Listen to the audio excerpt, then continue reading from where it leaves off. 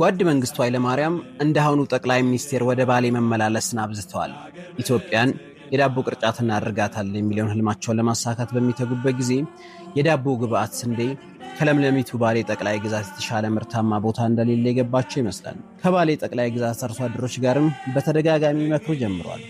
በዚህ ጊዜ ነው እንግዲህ ባሌ ደረጃውን የጠበቀ እንግዳ ማረፊያ ሆቴል እንዲሁም ደግሞ ይህ ትልቅ ኃላፊነት የተጣለበት የባሌ አርሶ አደሮች በትርፍ ጊዜው ዘና የሚሉበት፣ የሚያርፉበት፣ የሚጫወቱበት ማረፊያ ቦታ ሆቴል እንደሌለ የተገነዘቡት።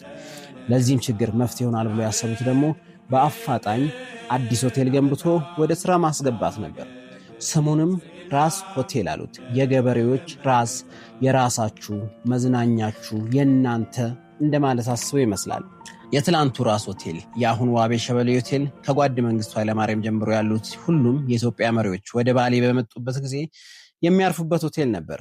ዛሬም ትልልቅ ባለስልጣናት፣ ታዋቂ ሰዎች ወደ ባሌ ብቅ በሚሉበት ጊዜ ከዋቤ ሸበሌ ሆቴል አሊያም ደግሞ ከራስ ሆቴል የተሻለ ሆቴል ስለሌለ ማረፊያቸው ሆቴል ነው። ይህ ሆቴል ስራ ከጀመረ ምንም እንኳን 45 ዓመታትን ያህል ቢያስቆጥርም ዛሬም ከነግርማ ሞገሱ ይገኛል።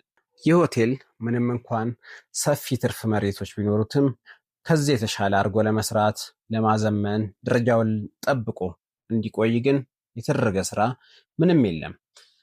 ጓድ መንግስቱ ኃይለማርያም በተደጋጋሚ እዚህ መኝታ ላይ አዳራቸውን አድርገዋል።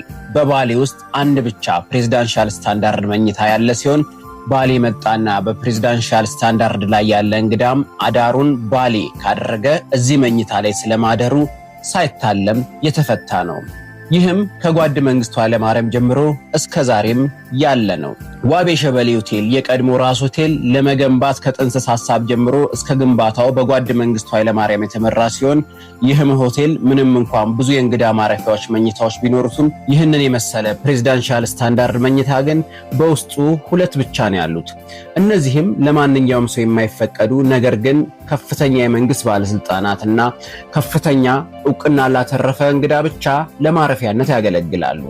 መኝታ ክፍሉም እንደምትመለከቱት ሳሎን፣ መኝታ ቤት በውስጡም ባኞ ቤትን የያዘ ነው። ማን ያውቃል ጓድ መንግስቱ ኃይለማርያም አዳራቸውን እዚህ ሆቴል ባደረጉበት ጊዜ እዚህ ቦታ ላይ ተቀምጠው ያንን የሚወዱትን ሲጋራ ጭሰዋል። ሲጋራውንም እዚች የምትመለከቷት አሽትሬ ላይ ተርኩሰው ይሆናል። ጠባቂዎቻቸውም ቢሆኑ እዚህ ቦታ ላይ ሆነው እንቅልፍ ላይ ያሉትን የሀገር መሪ ክፉ እንዳያገኛቸው ጠብቀዋል። የደህንነት ሰዎቻቸውም ቢሆኑ የጎባ ብርድ እየጠበሳቸው እዚህ ቦታ ላይ በቀን በሌሊት እየተንጎማለሉ የሀገር መሪያችን ክፉ እንዳያገኛቸው